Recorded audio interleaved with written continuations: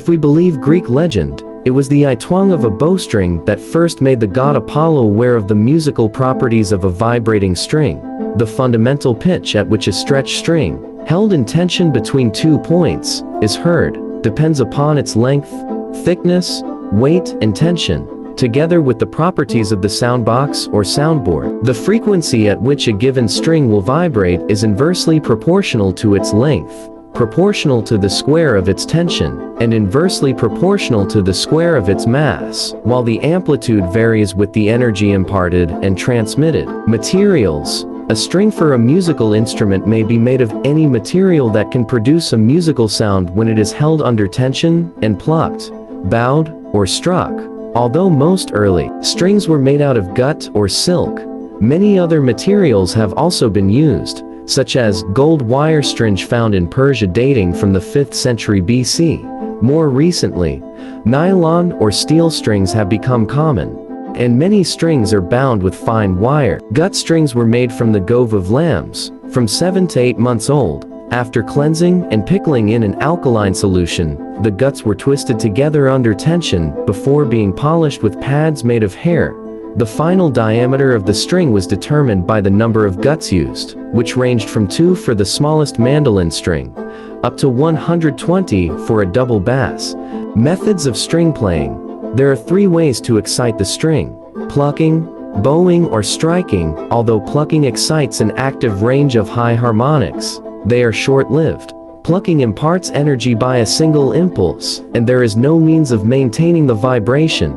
The optimum place to pluck a string is about 1/7 of its length from the end, as this will give the best selection of harmonics as well as amplitude. If the string is plucked either with the fingernails or with a plectrum, it is displaced at a sharp angle, and a bright sound is produced, as opposed to the duller sound made when it is plucked with the pad of the finger or thumb. A more solid sound is obtained by striking the string as on a piano or a dulcimer. A struck string vibrates longer, giving a slower decay in the upper harmonics.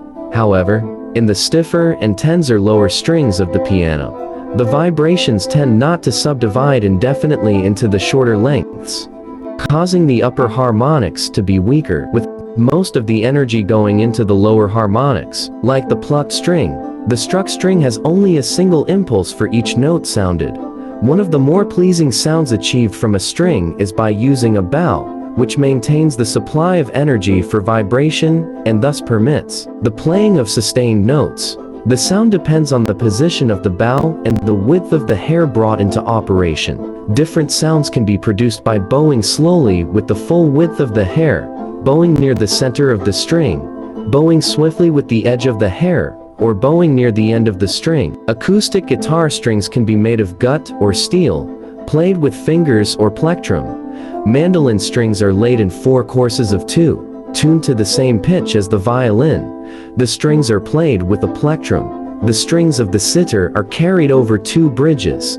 First the small bridge, and then the main bridge. Tuning is achieved by the pegs, and beads are used for fine-tuning. The strings of a piano range in thickness from very thin top strings to the thickly wound bass strings shown here. Until the 1970s, many violinists used gut strings exclusively, but as the high-tension D string had a tendency to break easily, it was replaced by wire. Viola strings are usually made of gut. The lower 2, or sometimes all, are wire-wound.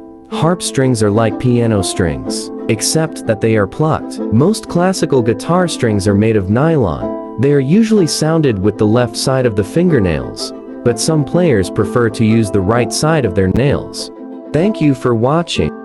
If you enjoyed this video, don't forget like, comment, share, and subscribe for more music history.